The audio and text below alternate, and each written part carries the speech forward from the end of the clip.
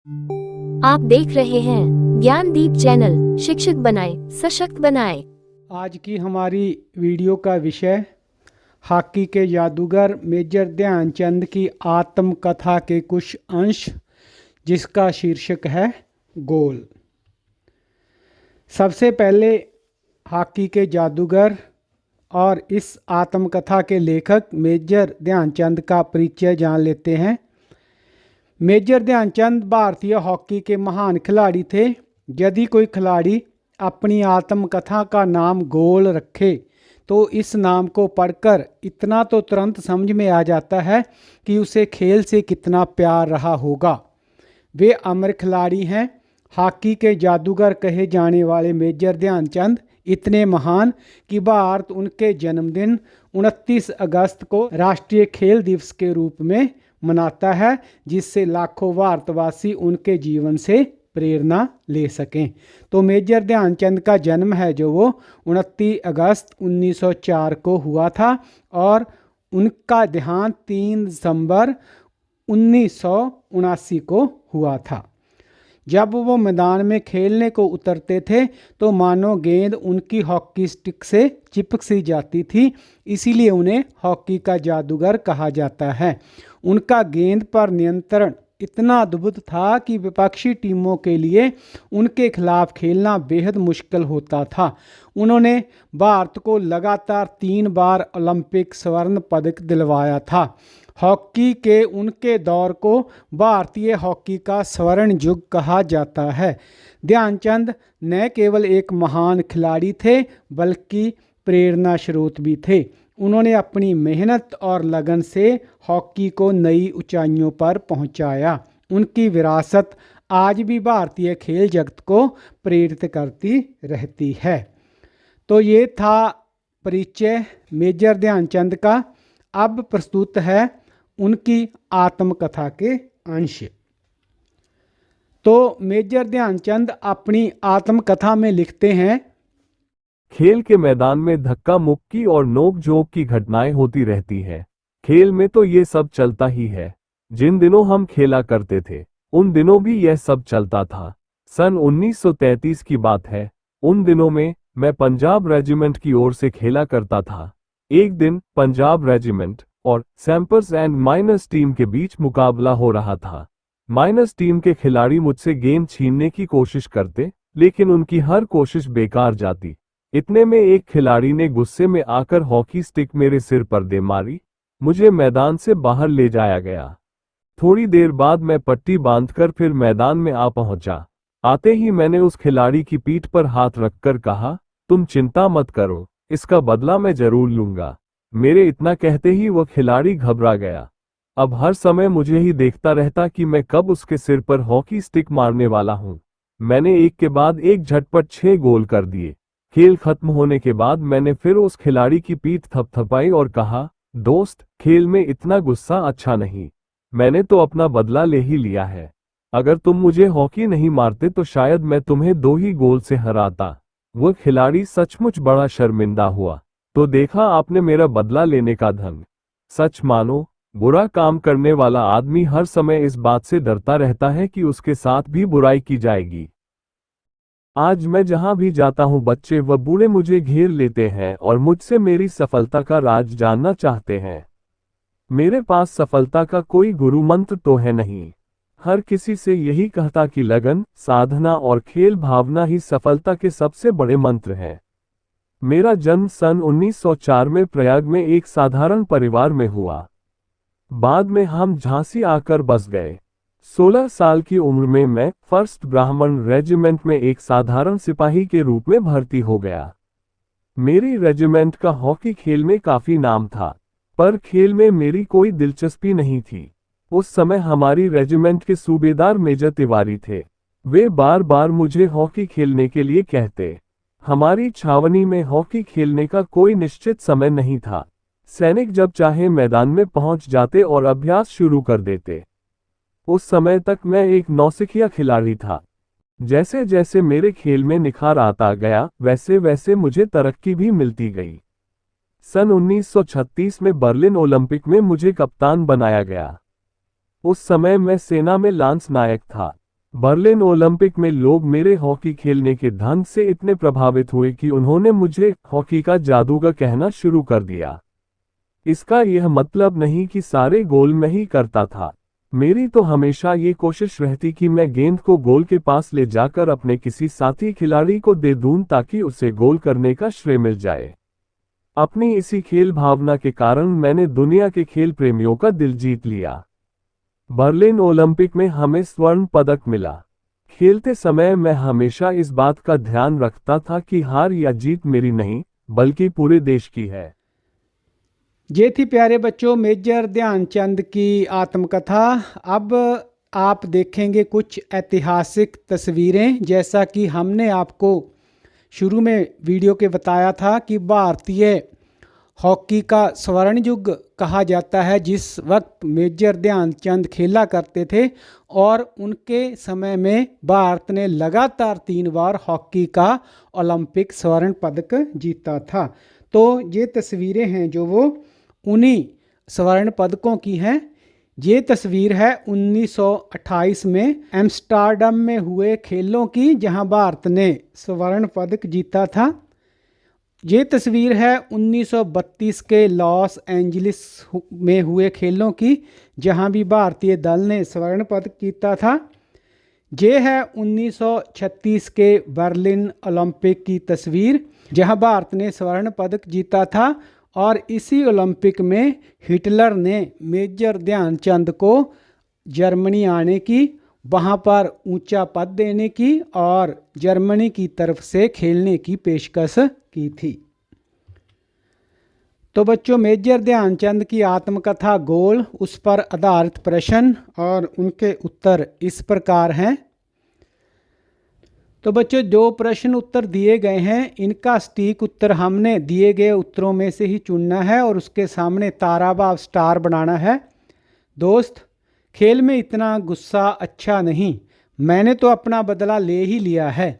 अगर तुम मुझे हॉकी नहीं मारते तो शायद मैं तुम्हें 2 ही गोलों से हराता।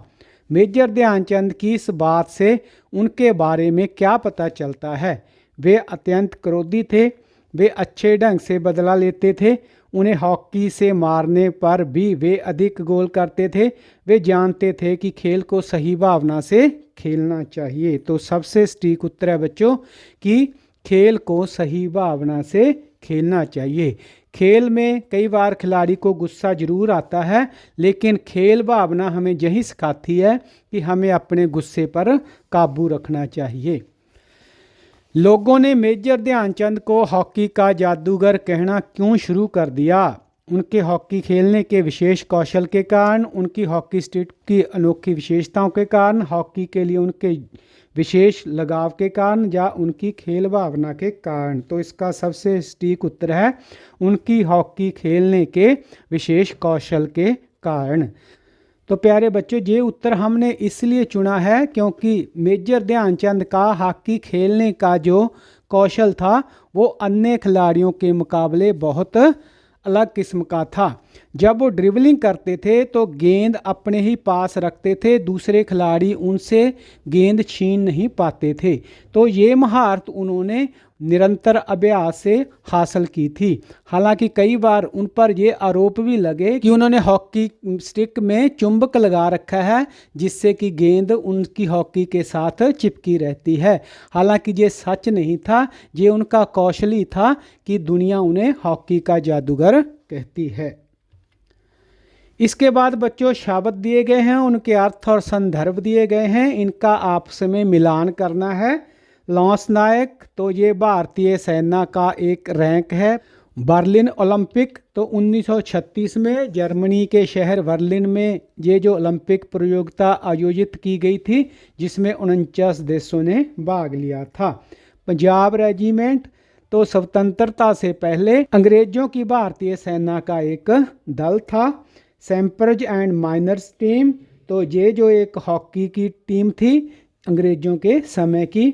सूबेदार, ये है जी स्वतंत्रता से पहले सूबेदार भारतीय सैन्य अधिकारियों का दूसरा सबसे बड़ा रैंक था, पद था। और छावनी, ये सैनिकों के रहने का क्षेत्र जहाँ पर सैनिक रहते हैं, इसको कैंट भी कहा जाता है।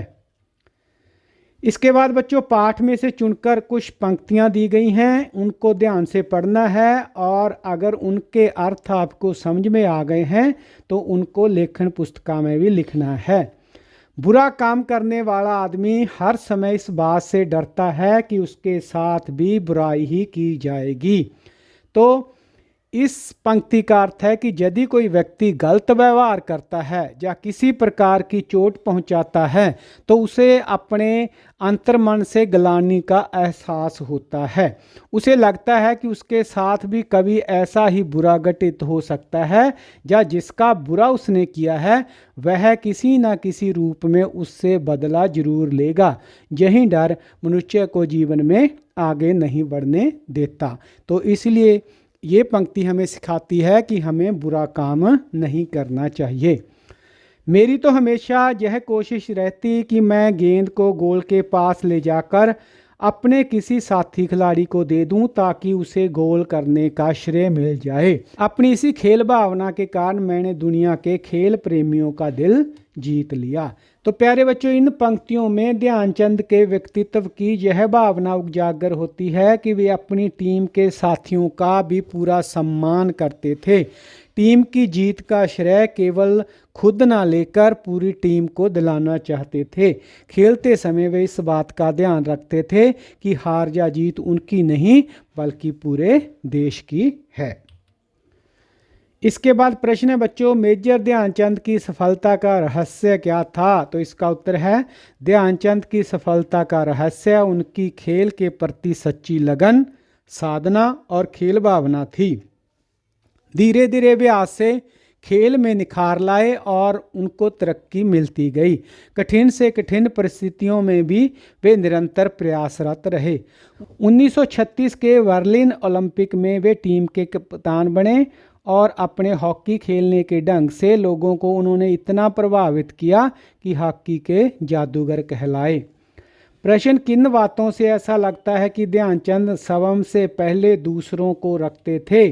तो जैसा कि उन्होंने आत्मकथा में लिखा है कि वे गेंद को अपने साथियों के पास ले जाते थे और उनको दे देते थे ताकि वे भी गोल कर सकें।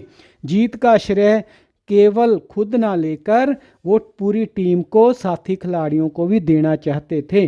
दूसरी ओर इस बात का भी ध्यान रखते थे कि हार या जीत उनकी नहीं बल्कि पूरे देश की है। यह बातें दर्शाती हैं कि ध्यानचंद स्वयं से पहले दूसरों को रखते थे। प्रश्न है बच्चों, गोल पाठ रचना है जो वो कौन सी विधा है? तो यह जो पाठ रचना है ये एक संस्मरण विधा है। उसके बाद ध्यानचंद को किस टीम के खिलाड़ी ने हॉकी स्टिक मारी थी? तो मेजर ध्यानचंद को सैम्पर्स एंड माइनर्स, जो कि अंग्रेजों के समय में एक टीम दल था, उस टीम के खिलाड़ी ने हॉकी स्टिक मारी थी। प्रश्न, ध्यानचंद ने अपना बदला कैसे लिया? तो ध्यानचंद ने विरोधी टीम के खिलाफ लगातार 6 गोल बनाकर अपना बदला लिया। उसके बाद बर्लिन ओलंपिक में जब मेजर ध्यानचंद कप्तान बने तो वे सेना में किस पद पर थे? तो बर्लिन ओलंपिक में जब ध्यानचंद कप्तान बने तो वे लांस नायक के पद पर थे। प्रश्न, ध्यानचंद का जन्मदिन किस रूप में मनाया जाता है? तो इसका उत्तर है बच्चों, ध्यानचंद का जन्मदिन राष्ट्रीय खेल दिवस के रूप में मनाया जाता है। इसके बाद भारत का सर्वोच्च खेल रत्न पुरस्कार किसके नाम पर दिया जाता है? तो भारत का जो सर्वोच्च खेल रत्न है वो ध्यानचंद के नाम पर दिया जाता है। उसके बाद माइनर्स टीम के खिलाड़ी ने ध्यानचंद के सिर पर स्टिक क्यों मारी थी? तो इसका उत्तर है माइनर्स टीम के खिलाड़ी जब गेंद को छीनने के प्रयास में विफल हो रहे थे तो इतने में एक खिलाड़ी को गुस्सा आ गया और उन्होंने हॉकी स्टिक ध्यानचंद के सिर पर दे मारी। प्रश्न है बच्चों, ध्यानचंद की सफलता का राज क्या था? तो इसका उत्तर है ध्यानचंद का अपनी सफलता हेतु कोई गुरु मंत्र ना था। वे यह मानते थे कि यदि हम खेल को लगन, साधना और खेल भावना से खेलें तो अवश्य सफलता प्राप्त कर सकते हैं। प्रश्न है बच्चों, ध्यानचंद को हॉकी के जादूगर की उपाधि क्यों मिली? तो बर्लिन ओलंपिक में लोग उनकी हॉकी खेलने के ढंग से बहुत प्रभावित हुए और उन्होंने हॉकी का जादूगर कहना शुरू कर दिया। प्रश्न, पाठ गोल से हमें क्या शिक्षा मिलती है? तो इसका उत्तर है बच्चों, पाठ गोल से हमें शिक्षा मिलती है कि हम जीवन में जिस राह का चुनाव करें पूरी तन्मयता से उसके लिए कार्य भी करें। परिस्थितियां कैसी भी हों, कभी अपने मार्ग से हमें डगमगाना नहीं चाहिए। ध्यानचंद के स्थान पर यदि आप होते तो क्या आप बदला लेते, और यदि हाँ तो किस प्रकार बदला लेते? तो प्यारे बच्चों, इसका आपका खुद का व्यू देना है। हरेक का जो मत है वो अलग अलग हो सकता है। तो कुछ इस प्रकार का उत्तर भी दिया जा सकता है कि यदि मैं ध्यानचंद के स्थान पर होता तो मुझे क्रोध तो आता और मेरी पलटकर बदला लेने की इच्छा भी होती, लेकिन एक खिलाड़ी होने के नाते मैं स्वयं पर जो है संयम रखता, क्योंकि हार जीत होना खेल का नियम होता है। मारपीट या ईर्ष्या करने वाला खिलाड़ी कभी सच्चा खिलाड़ी नहीं हो सकता, यह सोचकर चुप रह जाता। तो ये जो आत्मकथा लिखी है ये भी हमें यही संदेश देती है, और जो महान खिलाड़ी हुए हैं उनका जीवन भी अगर हम देखते हैं तो उसमें भी हमें इन्हीं बातों का ज्ञान होता है कि हमें खुद पर काबू रखना चाहिए, खेल के मैदान में दिमाग को ठंडा रखना चाहिए, और गुस्से में कई बार जो है काम बिगड़ जाते हैं, इसलिए जो है हमें गुस्से पर काबू रखना चाहिए। किसी भी खिलाड़ी से या टीम से ईर्ष्या नहीं करनी चाहिए। उसके बाद आपको कौन से खेल और कौन से खिलाड़ी सबसे अधिक अच्छे लगते हैं और क्यों?